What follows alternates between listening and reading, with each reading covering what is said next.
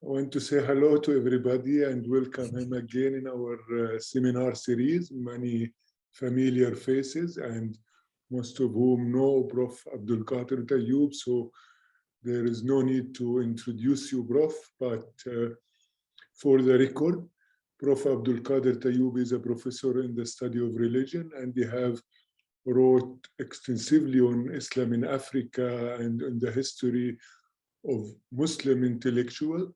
And today we are seeing something new from Prof. Tayob, in which he provide how Ibn Khaldun, how through reading Ibn Khaldun we could think about moral economy, and we could think of alternative or a critique to capitalist economy. With all due respect, Prof, you have the mic. Please, everybody stay mute, and you are welcome to raise your question on the chat or, of course, person without writing it. And we will have 40 minutes with Prof. Tayob, and then we take a question and comment. Thank you, everybody. Please, Prof. Okay, so thank you very much for joining us again, and we're continuing our discussion that we started in the beginning of this year on moral economies, and I took the opportunity to collect my thoughts today and share with you some of my readings. At the same time, I dived a little bit deeper into Ibn Khaldun together with a few others who were in the department, Allah being one of them.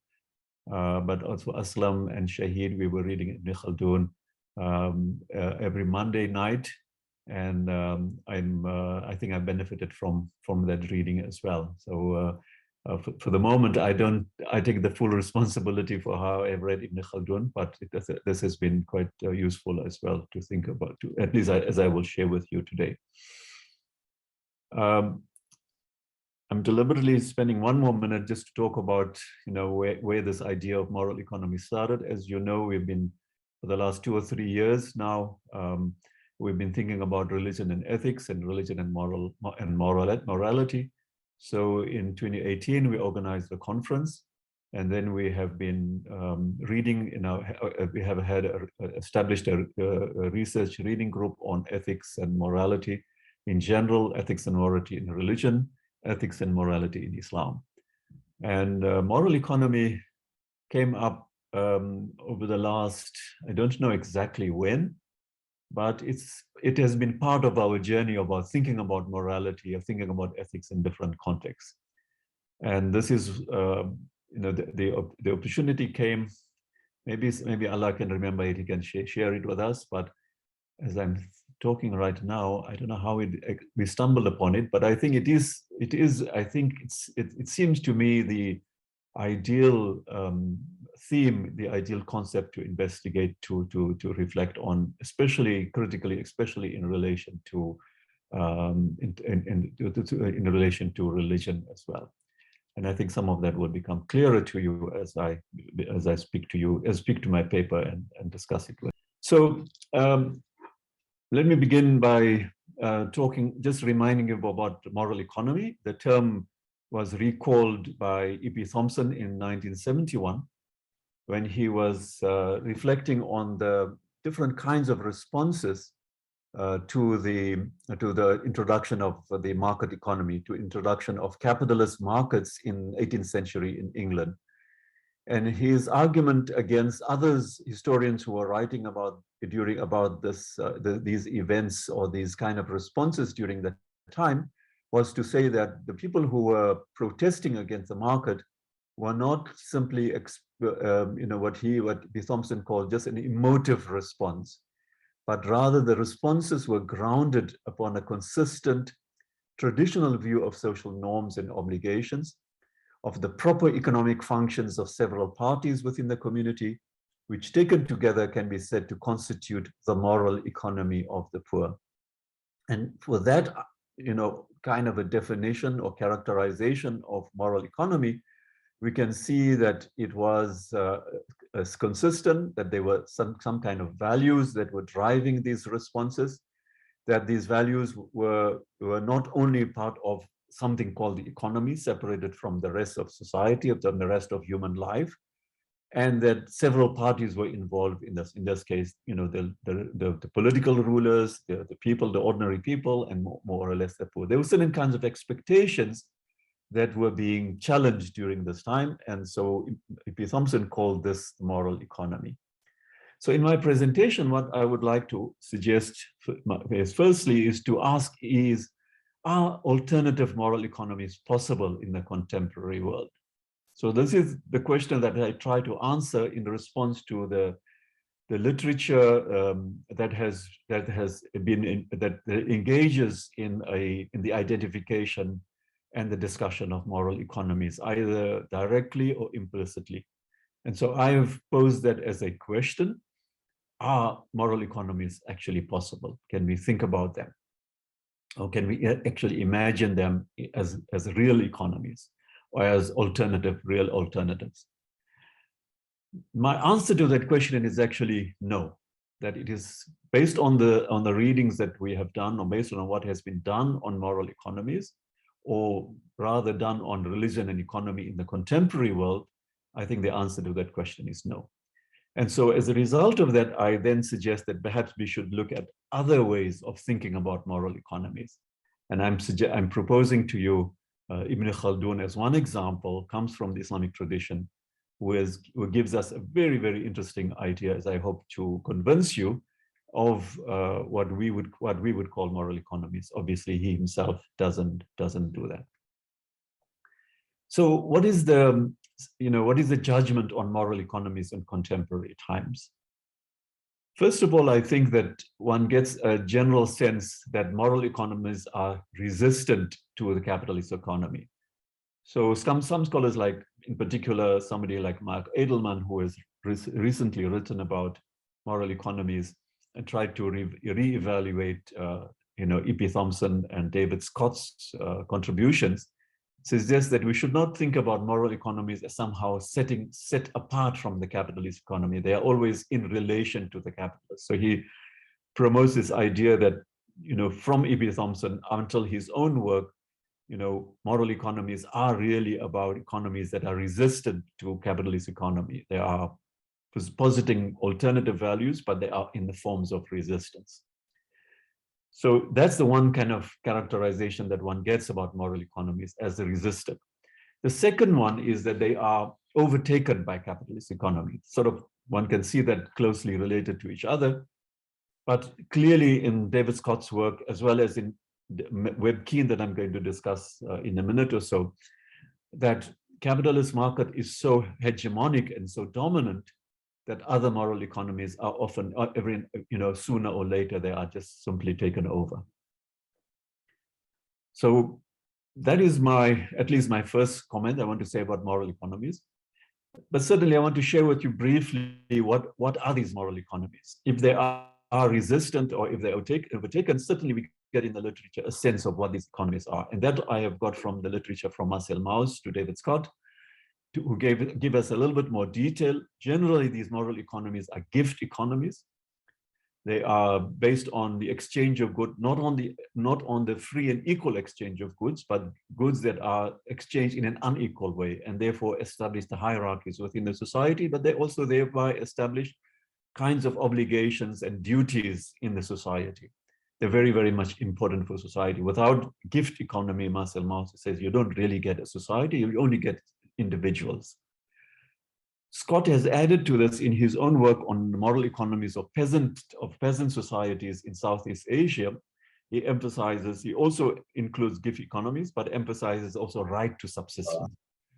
He's arguing that in all differences in these kind of societies, in these moral economies, when there are emergency situations or there are really difficult economic or political conditions, then the right to life supersedes everything else.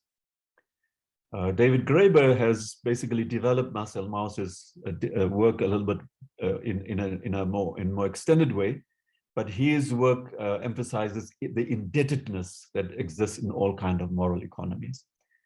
But David Graeber, interestingly, also speaks about capitalist economy as involved in certain forms of indebtedness.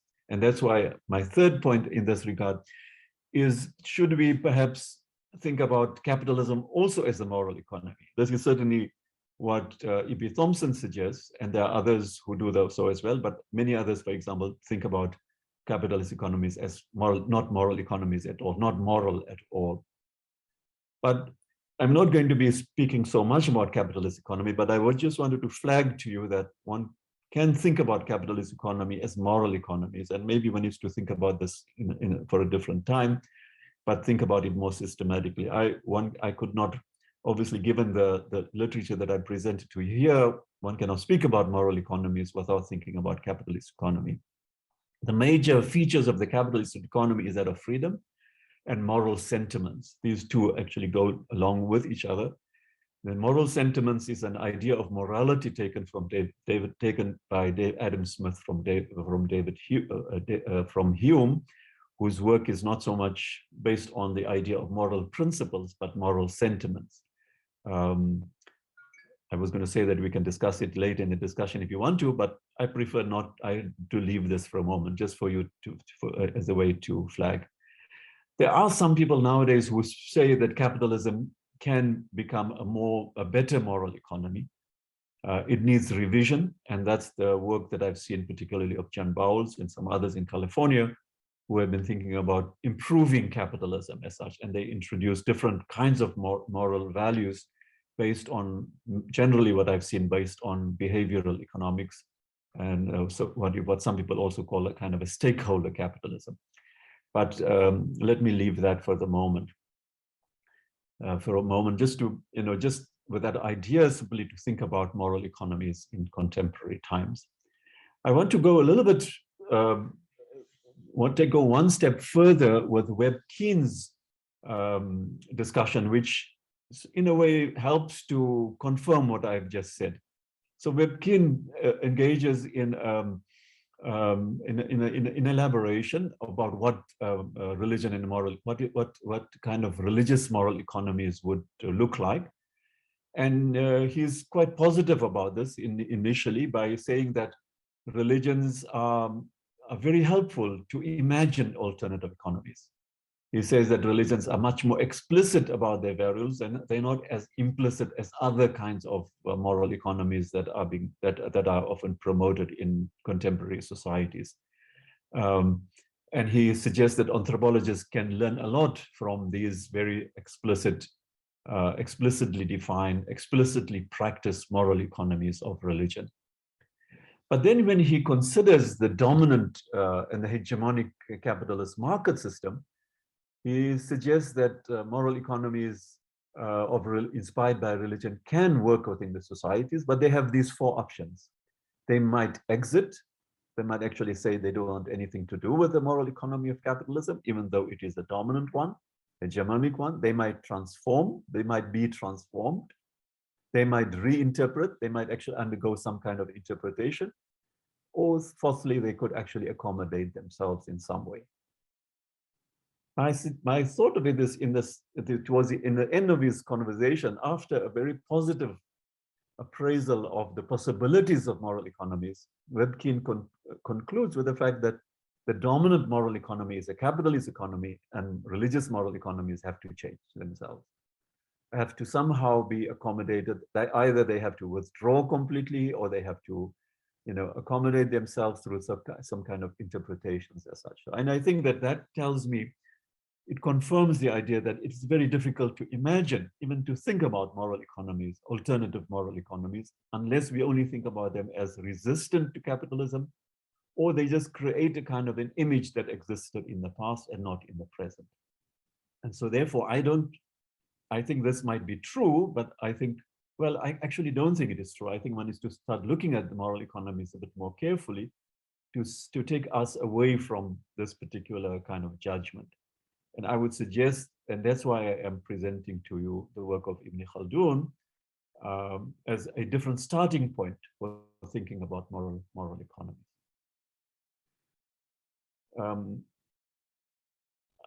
I'm going to skip this for a moment, but just say to you that I basically looked at Islam and moral economies in contemporary times as well. And the literature generally is divided into the colonization of waqf, lands of endowment in the 19th century. And the scholars are generally arguing that that colonization was done in order to free up land for capital and labor. Then you had in the 1970s an emergence of Islamic economics. The judgment there is not much different from capitalist market practices. I looked at Timur Kuran, but I've also looked at people like Maura, who are much more open and agreeable to the practice of Islamic economics, but who basically argue that its value doesn't necessarily lie in the fact that it is a different economy, different kind of an economy, but it is a critique. It points out some of the criticisms of capitalist markets. And then thirdly, there are these number of charitable projects that have been studied in the 21st century. And most of the research there points to the fact that these charitable projects are either unable to function or they are self-serving. That means they are served particular class and development objectives that is part of the moral economy. Charles Tripp, who has written quite extensively on this moral economy and extensively at Muslim intellectuals who were trying to develop a different political economy and then also a different moral economy as well, basically makes this judgment, comes to this conclusion. And I quote him there at the bottom of the screen. You can see the imaginative and social power concentrated in the particular conceptions of society set in economy was so great that it helped shape the Islamist responses themselves, sometimes in ways which were both implicitly and explicitly linked to a global capitalist system and infused with some of the values underpinning it. As you can see, in simple terms, what he mentions is that Islamic economics or any kind of Islamic economy is somehow gets enveloped or somehow becomes written into the modern economy as well. Become really part of the modern economy. It cannot stand by itself. So this is my sort of looking a little bit more closely at a particular tradition. One should actually emphasize also the role of capitalism and then also the role of modern state making that that should not be forgotten when we think about the possibilities or the impossibility of moral economies. Okay, let me go now to Ibn Khaldun. So Ibn Khaldun writes about what we will call economics or moral economy in a chapter which is called Acquiring of Sustenance. The sustenance there is called maʿāsh in Arabic. And so Ibn Khaldun presents to us two major themes in this chapter. It's a really valuable chapter in examining and thinking about moral economies, in my view, and I'd like to share some of that with you. The first theme is around his understanding his use of two terms. One is rizq and the other is kasb. Rizq is a divine, which is a source, the divine source of sustenance, and kasb is a human contribution to that. And I'll elaborate on these two terms in a minute. And then secondly, Ibn Khaldun elaborates the different ways of acquiring sustenance, maʿāsh. And here he identifies three, what he considers natural ways of acquiring sustenance: agriculture, trade, and crafts. And then he suggests that maybe politics, I mean, he quotes former scholars, intellectuals like him, and who say that politics should also be considered as a way of acquiring sustenance, but Ibn Khaldun is not necessarily so convinced by that, and he doesn't include it. But he basically raises a possibility. And so in my presentation, what I'm going to do is I'm going to talk a little bit more in detail about trading and then crafts. So what I'm going to do first is talk about rizq and kasb, then about trading, and then crafts. That will give us a very good, I hope, a sort of in a general good overview of what Ibn Khaldun talks about this. Obviously, ideally, in my presentation, I would have liked to show you, step by step. So try not to read through it because I have given you very short pieces and I'm going to go through and explain each one of them. So as far as these two terms are concerned, the first one, the risk, is the term which exemplifies the fact that God guarantees sustenance for all. So he cites a number of verses in the Quran in order to support his argument that God has provided for everybody. God, says Ibn Khaldun, sustains him who acquires property wrongfully and also the evildoer, the believer as well as the unbeliever. So Ibn Khaldun mentions this kind of sustenance as a universal sustenance. And so in this, the reason why he raises this particular point is that rizq for the Mu'tazilites was, according to Ibn Khaldun, referred only to the sustenance of those who acquire goods in a good way, in a sort of an ethically correct way. But Ibn Khaldun takes a much more expansive view, much more universal view, that God provides for all living creatures on the world, and God provides for the basic needs for everybody as such. So it's a kind of a economy of abundance, as Rida Ayman has called it. Then Ibn Khaldun goes to what is kasb, and there he refers to the human side of the acquisition.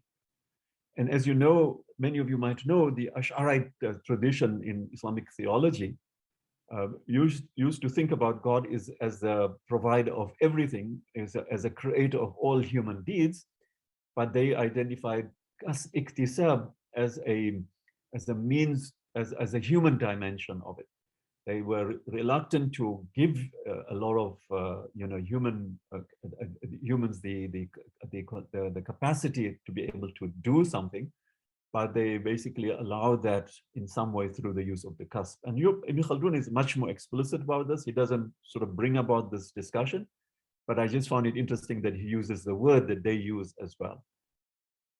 But what is more interesting in Ibn Khaldun, apart from this theological discussion, is what he gives as an example of kasb and rizq as somehow closely related to each other. So he speaks about inheritance, and in this way he says that the kasb of the deceased person, so the person who leaves an inheritance for his next of kin or for society in general, that would be, his wealth would be, according to Ibn Khaldun, that is the kasb, because his wealth has been acquired by him, either directly through rizq or through trading or through some other kind of ways. But as far as his inheritors are concerned, the people who are inheriting from him actually are receiving this as kasb. And I think this example beautifully illustrates the close relationship between the two, but also the kind of line of demarcation.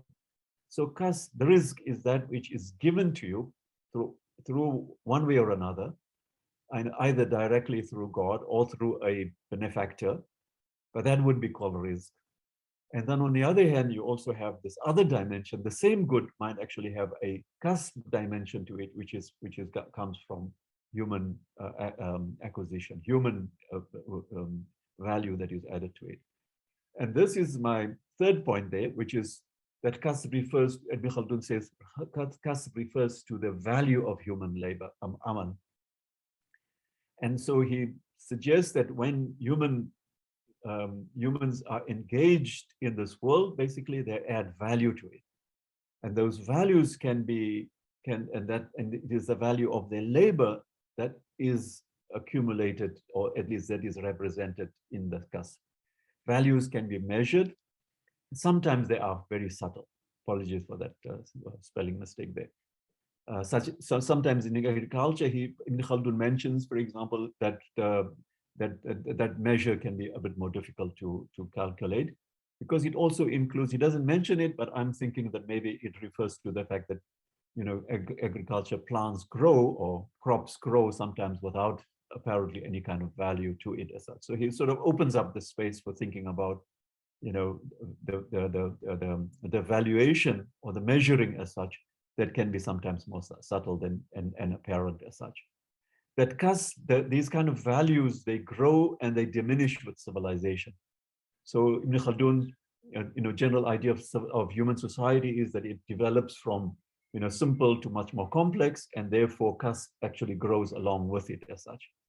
And thirdly, in the acquisition of values, he also brings in an important element of hegemony, of power. He calls it jah, that is engaged in that is an inextricable part of value. And he says that hegemony contributes to the accumulation of other people's labor. So he brings in the situation that in human society, you accumulate your own labor, but you can also, through your own labor, but you can also take the labor of another person as well. Now, we might maybe think about this as a way of robbing somebody else from another labor. Ibn Khaldun doesn't have that kind of vision in his mind. He says that hegemony, some kind of power relation, would exist at all levels of human interaction, from the home all the way into a business, into a company perhaps, or into broader society, in mosques, in churches, in temples, for example. There are hegemonies involved. He thinks that they play a very important role in human cooperation, that it is the fact of humanity that contributes to the fact that humans cooperate with each other, because human beings will cooperate with those who have more power rather than those people who are with less power. The people with less power will cooperate with those who are above them as such. And he sees this as part of God's design in general. So the accumulation, taking over other people's labor, takes place because of the fact of hegemony in the society, which is part of the makeup of what a society is, which is part of the nature of human society. This is what Ibn Khaldun does.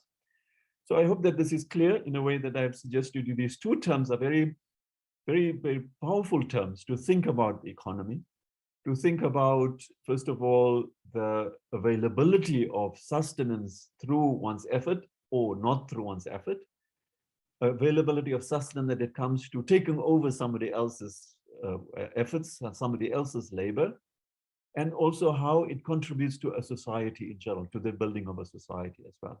And obviously for Ibn Khaldun, what plays a very important role is the fact that God is the one who has guaranteed subsistence for everybody, at least at a very fundamental, basic level as such.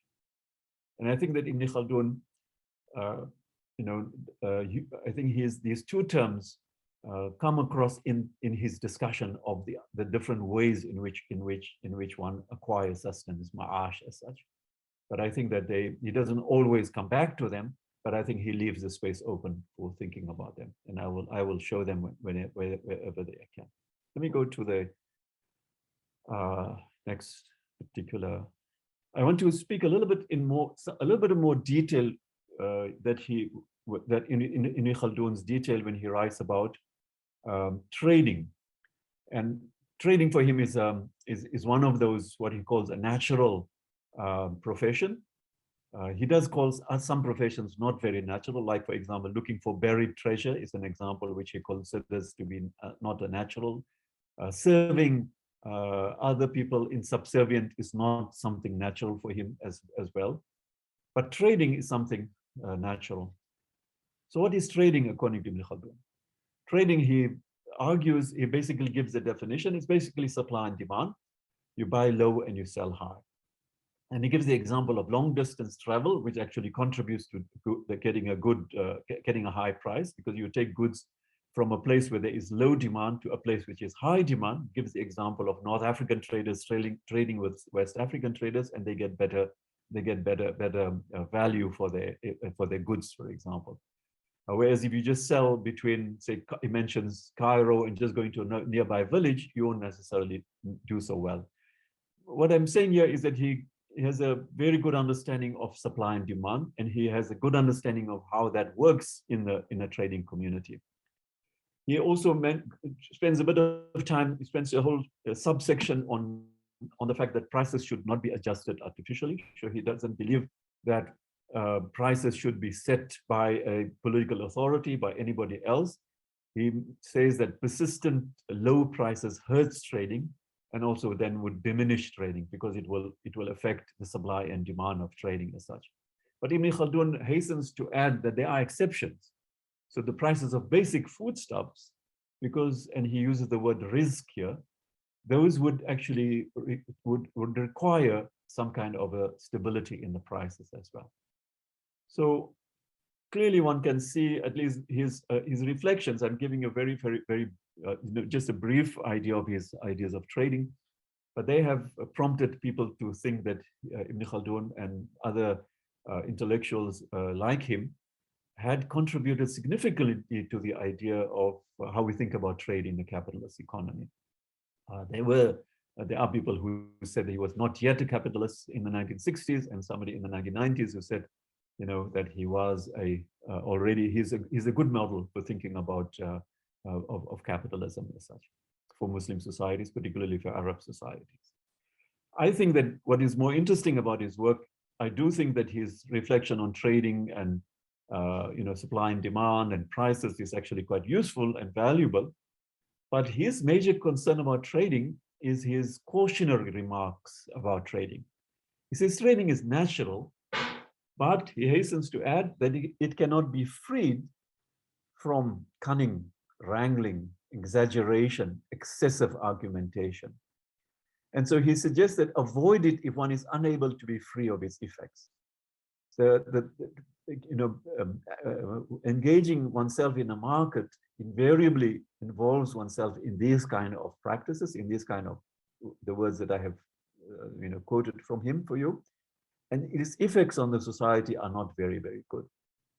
And he says that if you're not very good at it, you should rather not. If this is affecting you in a negative way, you should stay away from trading. And he says even when you are a trader, if possible, you should rather use agents to conduct trade. Rather tell somebody else to do your trade than not do it yourself. So Ibn Khaldun, I think my conclusion about Ibn Khaldun is that trading is natural and even necessary, but it is potentially dangerous. It is potentially negative for oneself. And I think one gets a better understanding what he means by this negativity, by this negative effect, if one looks at his discussion on crafts. This is what he calls sanaya. Sometimes one gets a sense from him that when he talks about crafts, it includes trading as well. But he is focusing much more on craft. I think he has a much more special consideration of crafts that have to do with working on objects and transforming them into some kind of service for the society or for oneself as well. So with respect to crafts, again, he's got this idea, he presents these ideas about what I would call a kind of a social or a political dimension of crafts, and that is represented in the first 2 points. So the first one that comes out very clearly is that crafts are, there are a whole range of crafts, and the range of crafts are organized hierarchically. So Ibn Khaldun, following Islamic legal tradition, speaks about daruriyat, dire necessities, hajiyat, necessities, and kamaliyat, perfections. So crafts can actually be put along those lines as such.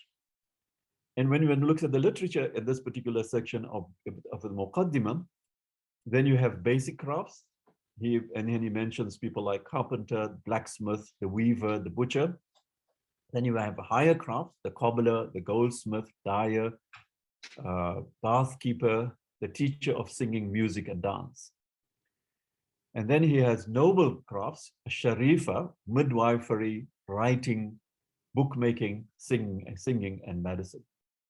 Now, I know there's a little bit of overlap, and Ibn Khaldun doesn't give us a very extensive definition of these. He just mentions these are daruri, these are haji, and these are noble, kamali. And he mentions those, for example. But certainly there's a sense in which that there are higher crafts, but noble, and those that are much more noble than others. And I will come to that in a minute. The second part of his recognition of what these crafts are as far as a society is concerned, that I have identified as a kind of a market of crafts. I mean, he suggested that idea to me, but I'm putting it as a more general framework for his discussion, that crafts grow and decline. So in a society which is actually very simple, in his sense, he calls a Bedouin society, or maybe in our sense, we would call an undeveloped society, would not have so many crafts. In a highly developed society, you would have many more crafts. According to Ibn Khaldun, higher stages of civilization would have very many different crafts. And these, then the supply and demand, these crafts are a product of supply and demand. That they are dependent on demand for sustenance or custom. That when humans, there's a greater demand for sustenance, there's a greater demand for custom or risk, sorry, I should have said that, the word there, risk, then there would be a greater demand for crafts as such. A very interesting phrase that he used, ad-dawla hiya as-suq al-a'zam. The state, in Ibn Khaldun's terms, is the biggest market, because it is the market that actually creates the demand, for these crafts. It's a greater demand for these, and therefore plays a very big role in the development of crafts as such. I think which is also highly 21st century or 20th century idea. But Ibn Khaldun, I think, takes this crafts to mean, I mean, that's so in a sense what he presents as a kind of a political and a social understanding of what these crafts are. But then he makes a very, very interesting comments about what these crafts are as far as what I would consider the ethics as such. And he argues that through crafts is attained the actualization of the human potential. The human potential becomes actualized through the attainment of craft. So Ibn Khaldun says that in a craft, the focus is a disposition, the habitus, the malaka, which includes both labor and knowledge. So when you engages in a particular craft, a craft requires certain labor, it also requires knowledge, but the increase in labor or the increase in the practice of this labor and the increase of knowledge acquired for this particular craft has a direct bearing, actually produces a better disposition, a better malaka, better capacity to be able to do something. And such a craft, or this particular craft with labor and knowledge, demands repeated practices with a teacher. And again, I quote from him, it is an embedded quality, a sifa, this malaka, which is acquired by usage, repetition, until its form, surah, is acquired, until the final form is actually fully acquired as such. So if one thinks about, what is a table or what is a shoe, for example, it requires knowledge, it requires repetition, but until you get the final perfect shoe that is acquired at the end as such. You can clearly see a kind of a Platonic ideas that are filtering into Ibn Khaldun's understanding of what this craft is all about, and this habitus, which people have spoken about in terms of Aristotelian ideas of habitus is included here. And Ibn Khaldun says that it has to begin, he emphasizes the idea that you have to begin with something material but the end is intellectual perfection. So the material requires a material, whether it is a piece of wood or a piece of iron or a book or something like that, needs to be converted into, produced into something that is in its greatest form. But Ibn Khaldun reserves the highest kind of perfection to the intellectual forms. So he sets aside writing and scholarship, for example, as the highest forms of craft. They are the furthest away from trading, he mentions them specifically, but they attain the highest form of intellectual forms, which actually is really the goal of what these crafts are all about. So again, there's a kind of a hierarchy, but each one of them are coming closer and closer. Some of them are further away from this kind of intellectual forms, and others are much closer, but the highest form is the intellectual form. So I hope that I have given you some idea of the crafts as a social dimension, but also has got an important ethical, ethical value through which this particular, social form, through these particular social practices is acquired. So in conclusion then, what I would like to suggest that based on my reading of, obviously the reading continues and I might change my mind in a few weeks' time as such, but I think that I'm quite confident to say that moral economies are put in a particular frame of resistance or alternate visions which actually belong to the past. And so I think that it might be useful to start thinking from that past again and try to think about different ways of imagining a moral economy. And I feel that Ibn Khaldun, with his understanding, with his insights on economy, and his insights on acquiring sustenance, and also his insights on his philosophical insights in general, have often proved useful to think about economies, or to think about the state in different ways, to think about knowledge, or to think about many different ways in which scholars of Islam have used Ibn Khaldun. I thought that the economy in this particular section of his work that I have shared with you perhaps takes us quite far in that regard. So thinking of moral economy with Khaldun helped, basically suggests that these two terms, rizq and kasb, play a very important role in us recognizing, what one acquires, through one's own labor, but also what is acquired through the labor of others, either through a gift that one gets, or maybe through some kind of power as well. Ibn Khaldun presents us a complex model of a society where this rizq and kasb actually is practiced. He is particularly insightful, I think, in thinking about how kasb is translated is expressed in crafts, and then is open to ethical valuation.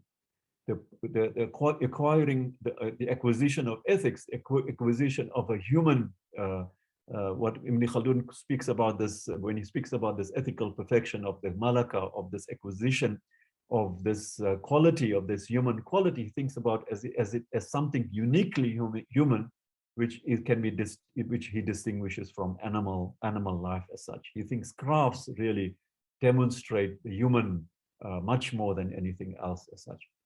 But obviously, he's also got a kind of a hierarchy for what the humans are as well. So ethics for him is the actualization of the human potential.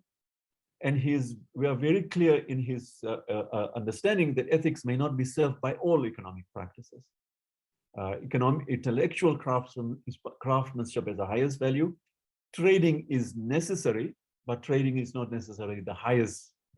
Trading is actually open to, can potentially be quite injurious for human society, or for the human potential as such. And so that's why he's a little bit cautious about whether that is good for everybody as such. So how does one relate Ibn Khaldun's thinking to, what is his vision for economics and ethics? I have just two comments that I want to make that I hope we can discuss further. The one is that one gets a sense from Ibn Khaldun of not a kind of a determinism, a kind of an economic determinism that I think we come to associate when we think about religion and economy, or culture in economy.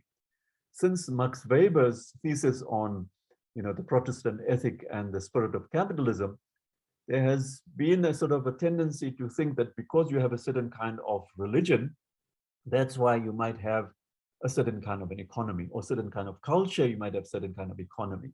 We know that Max Weber decided only certain types of ethics produce capitalism, but then by extension, therefore, other religions would produce other kinds of economies. And I think that kind of determinism is one does not find in Ibn Khaldun. What I think this is also the way of thinking about our moral economies, that we might follow Ibn Khaldun rather than Max Weber and his followers as such. It doesn't necessarily, we don't necessarily therefore need to take consideration of the fact that if there is no Islamic economics, it actually means that they are not good Muslims as such, that there's something wrong with the Muslims, that they are not practicing their crafts as such, or they're not practicing the economy. So maybe we need to think about, again, rather than a deterministic way, we need to think about moral economies as somehow, to what extent, how do certain, to use Ibn Khaldun's term, how do certain crafts contribute to morality, contribute to the actualization of ethics, and when do they not, rather than thinking about it in a very deterministic way. And what we get from Ibn Khaldun is a human society which is constituted by labor, power, and ethical formation. And those are not necessarily dependent on each other. Rather, they can actually be looked at quite differently, quite independently, but they are certainly interrelated with each other. We can think about them interrelation, but not necessarily in a deterministic way. I thank you very much for that. And I look forward to hear from you. Thank you very much, Prof. What an excellent summary for Ibn Khaldun. We have to read it again now. And I have many questions, but I keep it to our reading group and discussion. Please, if you have any question, raise your hand. We already have one critical question from Shahid on the chat, if you want to look at it, Prof. While Shahid, you want maybe to raise your question, please? He told me that he has to maybe go somewhere, so that's why he might have written it down. Ah, okay, sorry. Okay, well, it's I think I like the question. If you want to read it. Okay, let me, it's a long one, so while I'm waiting for the others, then I will just read it out. Does moral economy with Ibn Khaldun then center the question to labor value? What does this mean for questions of wage and price? And how does this relate to, say, necessity and value creation versus value in itself, which has become the hallmark of neoliberal capitalism, financial capitalism? So Shahid is asking me something not about Ibn Khaldun, it's asking me about the question that I suggested we should leave later, but I suppose we'll have to, because we are living in the hegemony of the market, we always have to answer its questions. So maybe we need to, I would say, I think that I haven't, thought, as I presented, I think labor is a very important consideration for Ibn Khaldun, but I don't think for him it's labor that determines all kinds of value. Labor is only the value that it's what we call value. It's interesting that we use the word value, because we would value for Ibn Khaldun. He uses the word qima, but for him it doesn't necessarily have a kind of a ethical consideration. It's nothing to do with the fact that it has got an ethical consideration. He speaks about the qima as you are adding something to the good that you are selling or the good that you have, and so therefore you might be able to, for example, that you might be able to have a sustenance from it. For example, he would say that if you cook something, you can eat it as such. But for him, value is separate, which is about ethics. It's about the development of the self. So my first response would be today that from my reading of Ibn Khaldun so far, maybe I will read him again certainly, but the word labor is separate from the ethics that he speaks about as far as the crafts are concerned. So as a result, he doesn't have the sense that the value, the labor value is added to the price. He's got a sense that when you are trading, you are basically always interested in getting a better price for your goods. But one of the ways in which to do so is to travel to another place. I don't get a sense that he says that you can convert a piece of wood into a musical instrument and then you can get much more money out of it because now it has added value to it. I hope that that's my sense of it as such. And I think maybe this is a good way of thinking about this. Not because we are rejecting what Shahid is implying, that you are adding value, but I think that is the cornerstone of the capitalist economy, because you are constantly adding value, and so therefore you can add more price to it. Ibn Khaldun puts value much more in the development of the self rather than only in the development of the goods that you have. Thank you. We have two questions. We take first Prof. Ibrahim.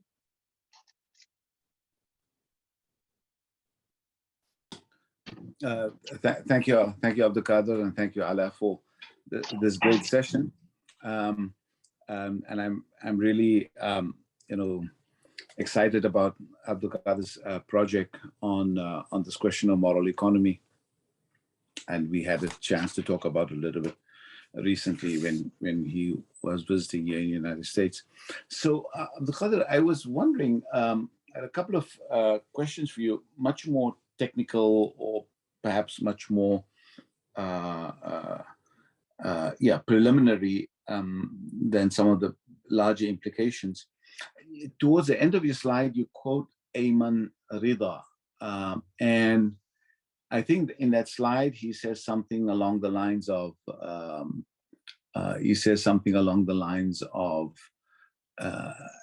abundant economy for risk and so on. So I'm wondering, I read this chapter on the maʿāsh some years ago, and it's I've made a lot of kind of notes here, but it's all coming back now that you are speaking, and I'm a little bit rusted too. So I'm wondering whether we can really, what would be the best kind of terminology to give and differentiate between risk and kasb, and the question of, say, maʿāsh.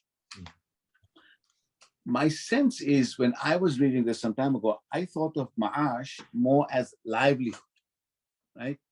That which livelihood, and I thought of risk as a livelihood / sustenance, because Ibn Khaldun quotes a hadith that says that you have as your portion of your wealth what you can eat and what you can deplete, what you can use and what you can then dispose, or that what you have gifted, right? So it seems that, in the sense that if we think about maʿāsh / risk in that sense as kind of more as sustenance of something that you use and deplete, and I get a feeling that when it comes to the question of kasb, and that example you gave was great from Ibn Khaldun about inheritance, for instance, that for the person who dies, that is not risk, that is kasb. But if his heirs, if they utilize that property and that wealth and they feed themselves, then it becomes risk for them. So it seems that the question of kasb has an element of what we would call, say, earning or surplus. So just wondering, if you had any thoughts about that. But because I don't know if you agree with Ayman Rida, whether it can be about an abundant economy. Yeah, thank you very much for that. Yeah, Rida's, I have to pull up my notes, but we'll listen to him in a month's time. We've asked him to do our next presentation. Okay. So his thesis is that the capitalism is an economy of scarcity, and it's a deliberate scarcity created, or at least envisioned, in spite of the fact that we live in a world of abundance. The capitalist economy goes by the logic of scarcity, whereas he says that other economies, going back all the way to the Greek economies that he looks at, he also looks at the Islamic economy in the beginning. He doesn't discuss Ibn Khaldun, but he sort of suggests that the whole idea, because God is a sustainer, starts as a first principle. It sort of suggests that it's an economy of abundance, and then within the abundance there would be scarcity here and there, but you don't start from a position of scarcity, but you start from and I think he wants to challenge the whole economic capitalist economy from that perspective as such. So that's why I think that when you look at Ibn Khaldun's work, I think it is the risk that is referring to the scarcity, because at least to abundance, and kasb is referring to the fact that it's a human acquisition, whereas risk refers to God's provision as such. So I like the term. I think I will change my sense that maʿāsh is livelihood. I think maybe that makes a lot of sense, because initially I was talking about sustenance, and then when you read risk and kasb, then you realize, okay, this risk is something special. At first I thought risk was only to do, and when you read him, then he obviously prefaces it very early that it is yarzuq ma yasha, right? That is coming from God. But then in the example of inheritance, you can see that it is also when a person who gives his inheritance to his children, for example, or to other kind of projects, then that is called risk as well. So he uses the word risk. So I think risk has got two things that I understand so far from reading him again now. was to say that it is, firstly, it is something that you don't acquire through something that you do. So it comes from God, it comes from somebody giving you as a gift. But it also, and this is what you were quoting there, it reminds me, he also says it has to do with the needs and necessities. So when you make a distinction in the first part of his, in the first 2 pages or so, he says that the rizq is that which serves your needs and necessities. So that's what you need. It's almost like, I would like to think about what we call basic necessities. Yeah, or basic necessities, yeah. and immediate utility, right? Yes.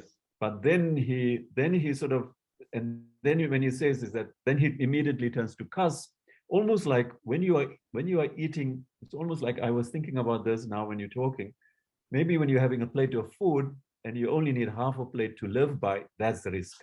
The second half is actually kasb.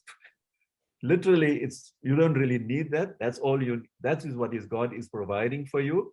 I mean, you can obviously have the other part because you have earned it or you have taken it from somebody else, but almost like the two go together. And I think that the two overlap with each other.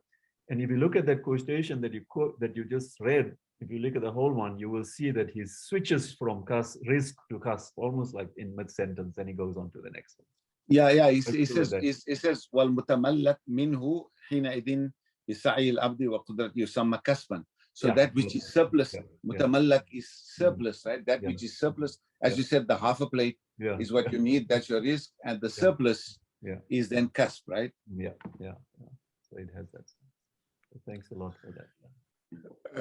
Thank you, Prof. Ibrahim. We have a few questions. Hina, and we have also a question, Prof, from Oka on the chat. Hina, I guess, please. Yeah. Thank you, Professor Tayob. So I'm very new to Ibn Khaldun, and hearing you was really interesting and informative. So thank you so much for that.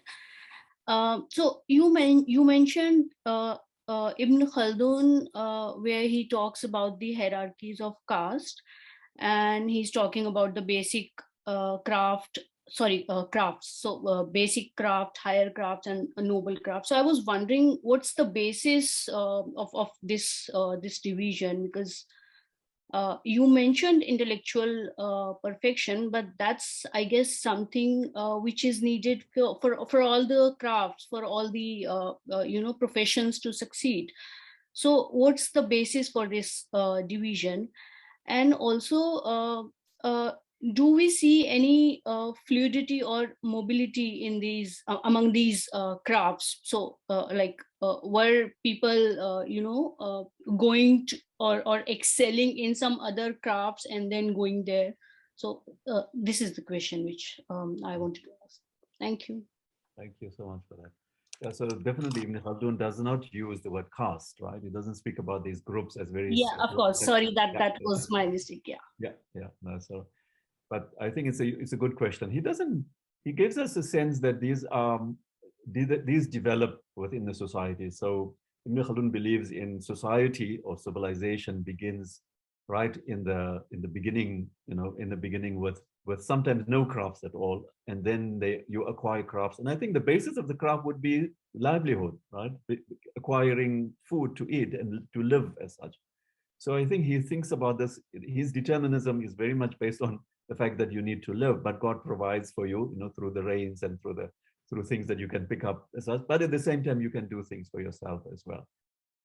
And he does have a kind of a clear preference for the fact that the highest crafts are really, further away from converting something in goods. But he does also give a very strong sense that it's a strong implication that all crafts are engaged in some kind of perfection. So I don't want to say that he is not hierarchical at all. In fact, he is very hierarchical. But I think one can update Ibn Khaldun to think about all crafts as having that kind of perfection. But he doesn't tell us anything about whether you can move from one to the other. What he does say is that as civilization improves, as civilization further develops, then you need the market of crafts requires different kinds of crafts, and you acquire these crafts, and that more and more people acquire these crafts. And then when you stop the crafts, for example, then there's a decline in civilization as well. So that is as much as what I can say about that as such. He doesn't think that crafts are separate, that they are separated from others. He doesn't think about them, that certain kinds of people are belong to this craft and others, nothing of that sort as such. But what he doesn't say is that, does a cobbler, for example, is the cobbler, acquiring the perfection of a shoe, for example, or maybe a person baking a cake, for example, has acquired the kind of craft, for example, that would be considered to be highly ethical. I think his understanding of ethics in this way is yes. The answer is that, but he doesn't say that. Perfect. Thank you, Prof. We have 3 questions in the chat, and we have Aslam hand on, but we first received the question from Prof. Osenze. I think he deleted. Oh, here. Prof. Osenze question: what determined value, morality, or religion? Where is Islam in Ibn Khaldun's moral economy? And then we take to Aslam, and then we back to the chat. Thank you so much, Sanjay, for this. I'm tempted to say that Islam does not have any kind of role to play in this. Islam, in the way that we think about it today, this whole set of, kind of ideas or practices as such. So I think Ibn Khaldun is much more open to thinking about, how, when he speaks about a particular, when he speaks about the development of society, he thinks a value, that means what he calls qima. I think I said that in response to Shahid. That means that something is added by human labor, in order to make it available, in order to make it possible to acquire it or to be able to consume it, for example.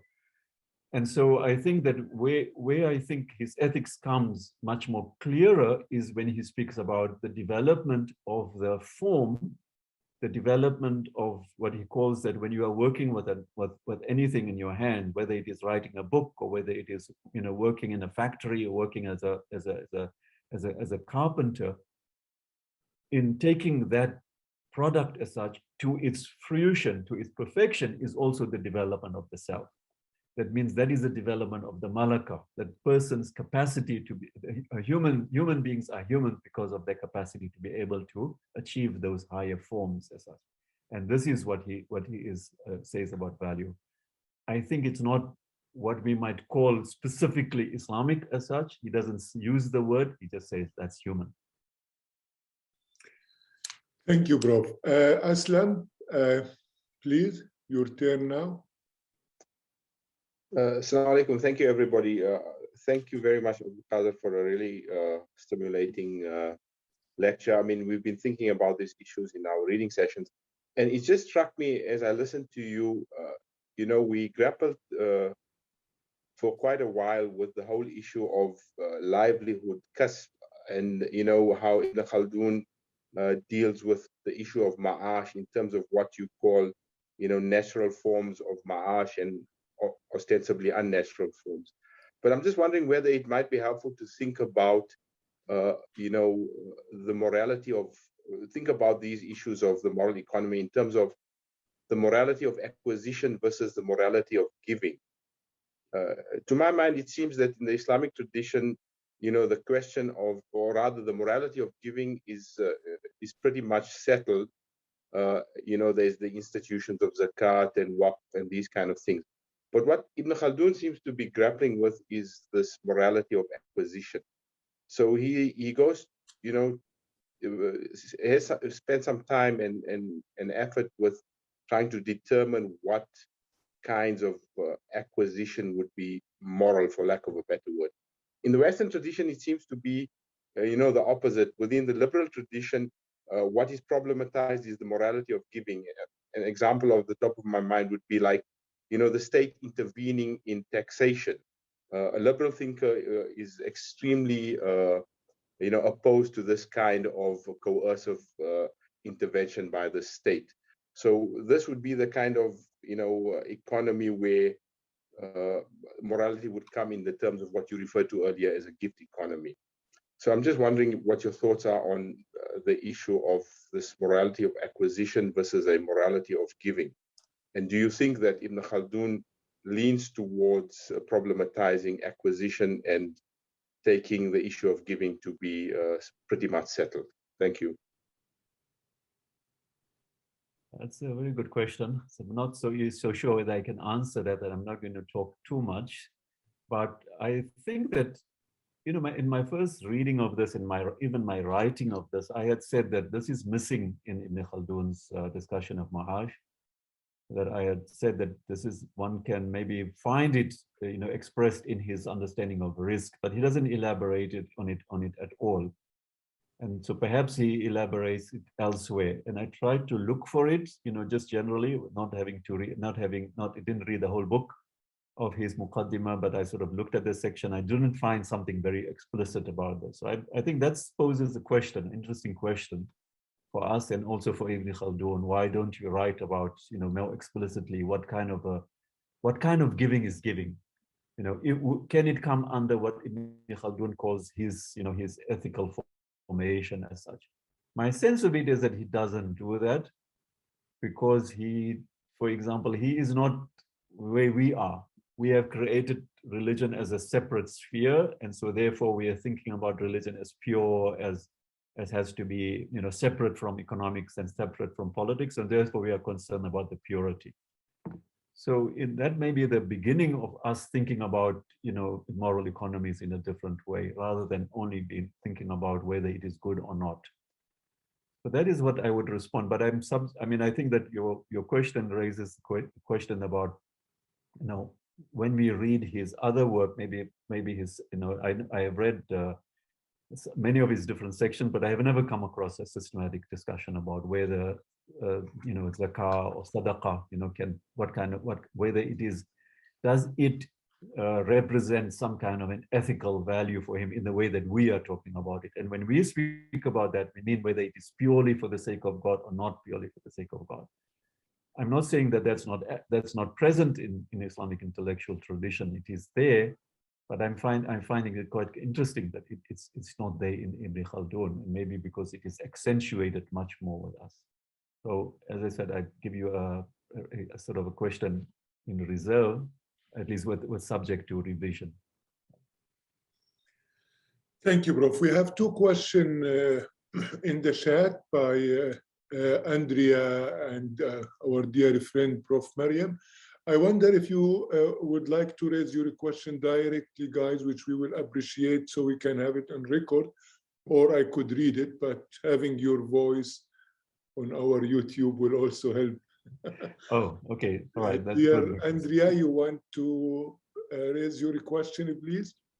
Yes, thanks, Ala. But now you said you want my voice for the YouTube, so I'm tempted to start singing. So yeah, I'll read it because I wouldn't be able to. So I thank Abdulkader first, and then I ask two questions. First, the contribution is framed mainly in the study of religion and economy, but I would also be interested in knowing if you see your work also in conversation with the field of Ibn Khaldun studies, with which I am unfamiliar, I must say. So I'm not pointing towards any author, but I would only like to know if your work follows in the footsteps of other existing studies on Ibn Khaldun, or do you consider it as a sort of a new page in that? Second, completely unrelated question is that I can see why a pre-modern view of economy like that of Ibn Khaldun was focused on crafts, which were the backbone of urban economies in pre-industrial societies. And in most pre-modern crafts, the craftsman owns his means of production. But the Industrial Revolution has eroded the importance of crafts and transformed most former craftsmen in wage laborers. So my question here is, would it be a useless exercise to try to imagine how Ibn Khaldun would possibly reframe his moral economy if he lived in today's world? Or could we learn something from it? Thank you. Thank you. Thank you so much for those. Yeah. First of all, yeah, I mean, when we work in Ibn Khaldun, you cannot avoid, you know, the work that has been done quite extensively, but I wouldn't like to put it in there because you need more than one lifetime to see what other people have written. But what I did look at was a few studies. So mine is not, I think it's not self-consciously put into religion moral economies. I'd like to keep it like this. But when I looked at Mohsin Mahdi, because I am familiar with him when I did my PhD dissertation many years ago, and I looked at what he says, I think, and there are also a few other studies, I made some brief mention of them in my presentation. So the Mohsin Mahdi doesn't say much about his economy, and basically he presents him as a kind of a precursor of a modernist thinker. So he would take, for example, as far what Ibn Khaldun says about trading, and many others would say that as well. His trading is that he already knows about supply and demand. He has a good understanding of, of economics. But then he leaves out the part of Ibn Khaldun says, this is a dangerous thing. Don't enter it. You should stay away from it because it is very bad for your morality, really. And that, I think, well, is also true of two other studies we've done. One was a study in 1960s, which actually said that Ibn Khaldun did not get it right as far as his economy is concerned, that he was not modern enough. And then in the structural adjustment programs in the 1980s, there was also a study by another person, I forgot their names right now, sorry, but he was saying that maybe Ibn Khaldun provides a very good example of, accepting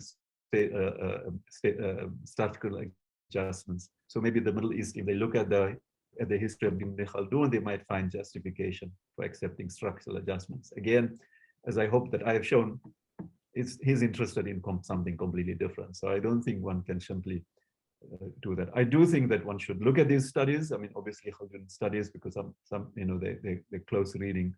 I have benefited from reading Franz Rosenthal, briefly on his historiography as such. But yes, I think that's to answer. Hopefully that gives you some idea of I think the second question is quite challenging. Yes, to some extent, I think you have, put down in very clear form, the challenges of taking this idea and bringing it out into contemporary economy because of the loss of control of the craftsman. But I mean, in a way, you have shown it that in your own work, earlier this year when you were speaking about, the book making, for example, I thought that could be their work, for example. Ibn Khaldun provides a very good model for what they were actually doing as such, and they were also drawn in the economy as well. Remember, but then we were talking about that. So I think there's still a possibility for that, to think about that in different craftsmen, but not only in the crafts.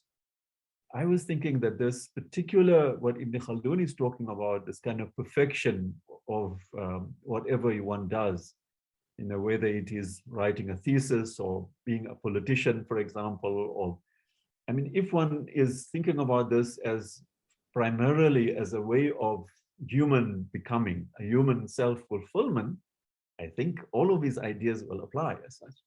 It's just that we have, I think in our understanding, it's very difficult. I think this is where we basically we think about economics. The main part of economics is basically to acquire more and more and more.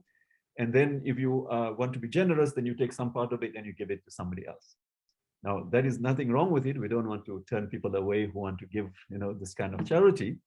But what Ibn Khaldun's model is actually saying is that if you are a craftsman, and whatever that craftsman, we call it professions, your job, for example, it has to be done well, but it also has to be done something that changes your whole self, that transforms yourself.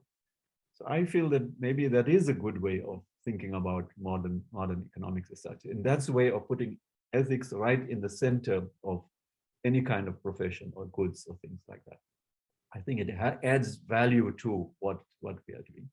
I've often found myself, when I've been trained in some of these crafts, for example, if I look back, how do you write a paper? There's a certain kind of method, and you have to do this overs and overs and overs again. We spend 20 or 30 years before we even get it right, for example.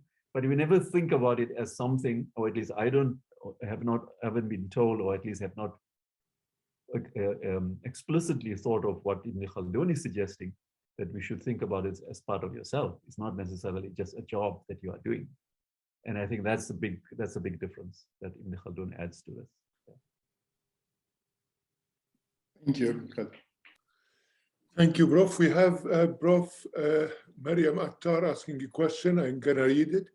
Ibn Khaldun's idea have been used to argue that the greatest of Islamic thinker would support the capitalist economy. What do you comment on this? Yeah, my sense of it is I've put down some ideas. I don't think so. I think it's mistaken. I think what he does give us some elements from what we know about the economy. So, for example, he is not a communist. He's not a socialist. He's not going to say everybody has to own everything and everybody has to, he doesn't support that. But I think that the purpose of the economy is maʿāsh, and it's not necessarily the whole point is not about acquisition. It's not necessarily meant as a continuous if I can think about what I have learned about the moral economy is like a progressive development, unending without end in sight for its own sake. I also think about a capitalist economy that is that basically, as much as possible, is not determined necessarily is determined by sentiments, moral sentiment, and not by moral values as such. Now, I think that one has to recognize the working of moral sentiments, in the way that Adam Smith talks about. It's not something one can deny. But what I think is that what capitalism does is that the position of the whole idea of what is justice, or the whole idea of what is the state, supporting capitalism, needs tremendous modification if one thinks about it from Ibn Khaldun's perspective.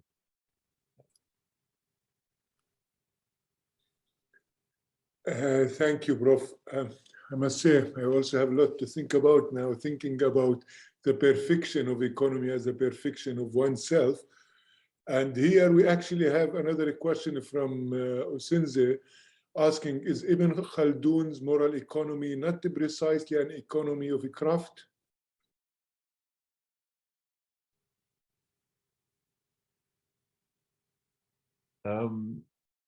Yeah, it does seem like that. It does seem that is his main consideration. But I would hasten to add, it's also an economy. You remember that there are two sides of this craft, right? The one is the craft of, we mustn't forget that it is under maʿāsh, under livelihood, that he is talking about here. So yes, I would say that the main purpose, his emphasis is on, on evaluating these crafts and their value, for example, is really about craftsmanship, if one can call it that, in a way that I think Andrea presented beautifully. But on the other hand, we have to remember that it is at the end of the day making sure that people have sustenance. So I think that, just the craft for the craftsman's own sake is not important when other people are going to be going hungry. And so Ibn Khaldun basically puts the challenge that it's a kind of a challenge that God has provided for everybody. And so therefore we need to, that it provides an opportunity to reflect very critically on distribution, at some level as well. And I think that goes back again to what I was saying about it's not quite capitalistic in this way. It's a much more intervention. It's interventionist to the extent of these basic needs and necessities that he is. But it's also interventionist in regard to morality, moral and ethics.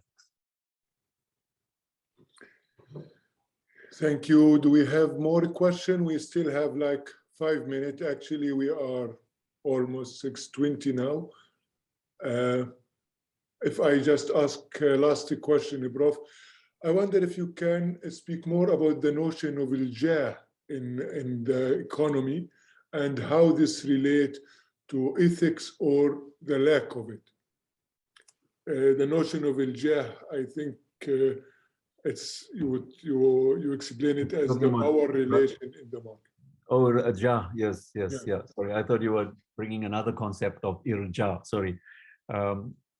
Can you just repeat it? I was thinking about how this notion of al-jah, if you want to speak more about it, and how does it relate to the question of ethics or the moral in the economy, or maybe the lack of it?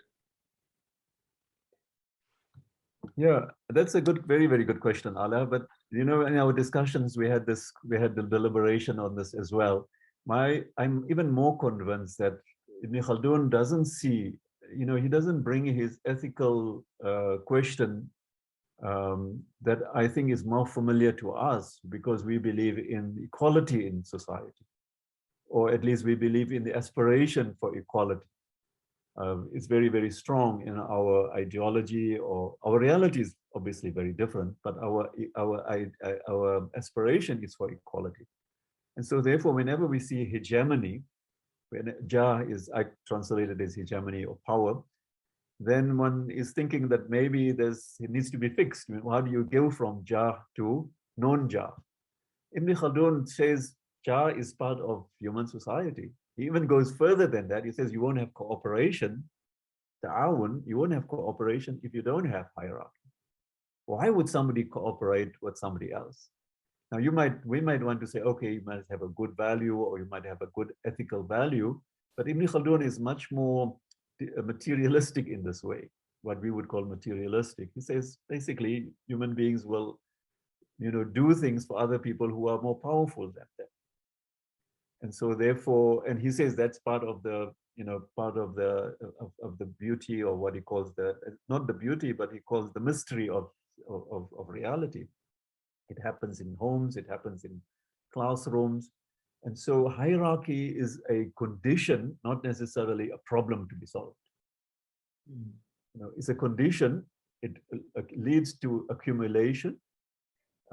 It doesn't necessarily, maybe if we had lived in the 21st century and saw the problem of inequality, then you would have thought again. But from what we get from him is the idea that inequalities are contributing to the development of a society because of the cooperation that is built into this. As such. I think it's a good challenge that we have to put to ourselves that, how do we, is it something that does it mean that we need to, adjust our aspiration for equality? I don't necessarily think so, but I think it needs also to perhaps, rethink our aspiration together with the reality that we seem to be, that seems to be, increasing rather than decreasing in spite of this aspiration. Thank you, Prof. Anybody have any question, or shall we just close?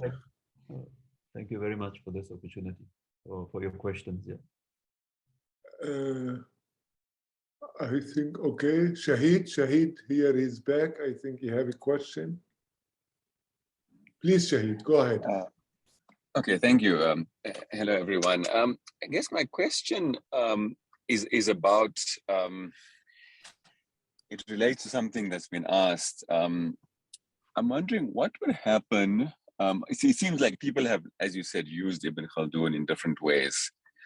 Either to say he's against the capitalist economy or he's with the economy. But on the one hand, the kind of overview you provide clearly shows an intellectual kind of inheritance, right, which people have spoken about. So it's not really about whether one is against or for, but it's about a kind of like an intellectual tradition where people like Adam Smith were already exposed to some of his thought.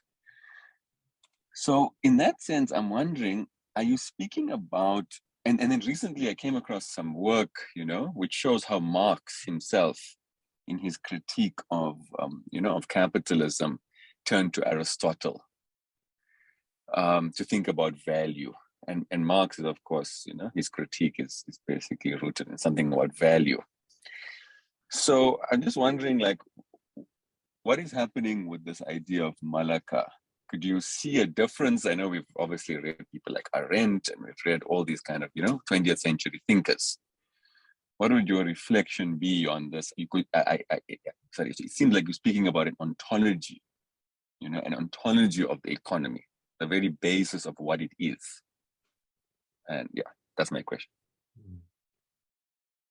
Yeah, first of all, I think it is an intellectual project and it's related, to others. I mean, Ibn Khaldun sometimes is celebrated as somewhat unique and it's different from everybody else, but almost all of his ideas, I have tried to allude briefly to them, are taken from, from others and then reworked into a system. So I think that's something quite useful to remember. I have heard that Graeber, actually, David Graeber mentions, I mean, he mentions that Montesquieu, and then people like Montesquieu were actually reading the works, Muslim scholars. I don't think he mentioned Ibn Khaldun as such, but he mentioned that all of the jurists were writing about price. They've been debating whether prices can be fixed or not fixed. And so I think that these ideas were in a sense were contributing. I'm not aware of anything more than that to say that Adam Smith wrote this or read this as such. I think so far my reading of it suggests that it starts from a very different foundation, or maybe by that time some of these ideas had already filtered and taken on a new form as such. Coming to the main question of what it is all about, I haven't begun to think about how to compare Ibn Khaldun, I must say. I apologize for that, because I think that initially, starting from where we are, I kept on looking at whether trading is very important for him.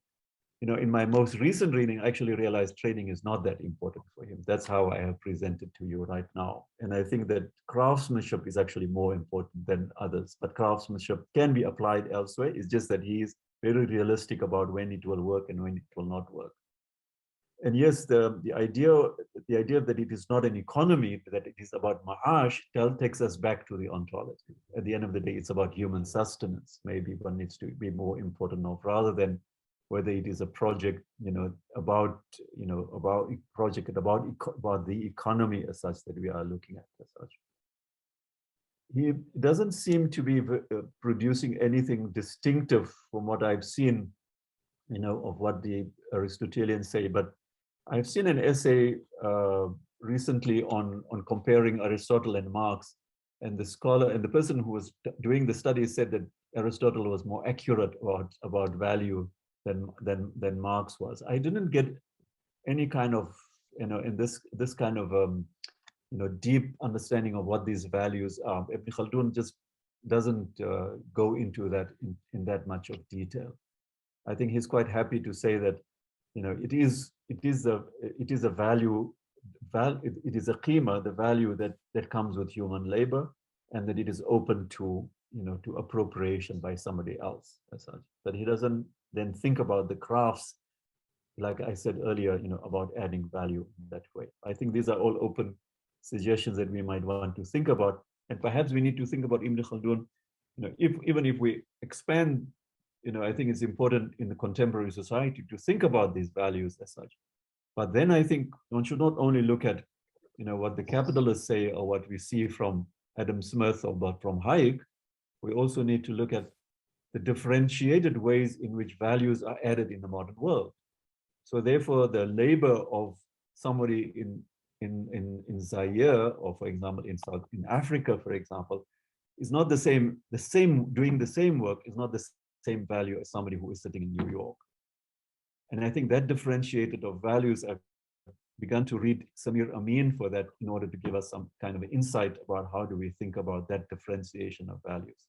I haven't yet so far, but I've read some essays that he does it, so I'm busy reading his work. But I think that maybe we need to think about, bring in, and that would come closer to what Ibn Khaldun is actually talking about, rather than working the mathematical, values about this is this is the kind of value that you add when you are an accountant, or this is a value that you add when you are a code writer, or this is what you add. What we know in the modern economy, what the greatest value is not actually added to the most intelligent or the most, the hardest work, but it's actually the position that you hold in the economy. And so therefore, I think Ibn Khaldun is actually, again, much more interesting as an analysis of what is going on, rather than what his real purpose is actually to speak about ethical values. So I think we need to keep these two sides, in balance with each other. The ontology of, livelihood and sustenance, and keeping alive, as it were, and the kind of the ethics of what one does as a person. Prof, we want to take one more question, and that's what I guess will be our final question from Kadara. Please, Kadara, go ahead. Thank you. Professor, thank you very much for your presentation. My question is, how do you, for example, apply Ibn Khaldun's conception of moral economy in trying to address modern challenges in minority Muslim countries like Kenya, for example. While we see that the Islamic banking or Islamic finance, which is very common in part of Africa, does not fit at all in the vision of Ibn Khaldun moral economy as you introduced in the beginning. Thank you. Well, I think that's a job that we have to, thank you, Kadara. You're just the other side, but I'm sitting in my apartment here and you are, I suppose, at the demo on your home. So we'll continue to talk about this. I think your project is quite interesting. I was okay, thank you. That you should look at moral economies for your work as well. I think the application would be that we have to have much more work done. But the work that we have to do should not be only, and I think this is my comment about religion economics. It should not only be the markets of religion. That's often is the dominant kind of an approach, or to take the Marxist position that everything is determined by economy. I'm not necessarily disagreeing with those markets, the fact that there is a market of religion, or maybe there is not, and that's perhaps there as well. But I think we need to be open to looking at this question from slightly different perspective as such. And so I think the two ideas that Ibn Khaldun gives us about what is the risk and kasb on the one hand, that is about sustenance and really, living as such. And then also these crafts as such, what one does really. I feel maybe they will provide a good foundation. I'm not so sure whether it should be seen as something that can apply to a minority or a majority. I think we need to think about this in a much more, much more expensive project as such. Maybe the case of, the present predicament that the Swahili people in Kenya on the coast are experiencing provides us an opportunity to think about how are they, what are the kind of hegemonies that they are facing, for example, what are the kinds of responses, what is their responses to this, what kind of alternative kind of economies they're doing. I think these alternative economies are there, but we need to ask the questions and you need to be open ourselves to those possibilities. But that, I think we can do that hopefully better next year than now. Or maybe in the next few years. I can't promise you next year. Because, thank you. Thank you. Thank you, Prof, very much. We come to the conclusion, and I want to remind everybody that we are meeting again in our last Thursday of this month, that's 23rd, and we will have Professor Ayman Rida, his paper titled Merchant Heaven and Hell, an Islamic Vision of Virtuous Market. And we hope you will join us again, all of you. The record of this lecture will be soon on YouTube. You could follow our YouTube channel and we will circulate it as well by email. Final word for you, Prof. No, thank you very much. It was great to be to share this with you. I really enjoy. I think I have a lot to think about this based on the comments and questions, but I see this as a joint project. So I hope that you can share your own projects with us as well. Look forward to seeing you again next month, and we'll continue in the second semester. We'll send you some more information. Thank you all.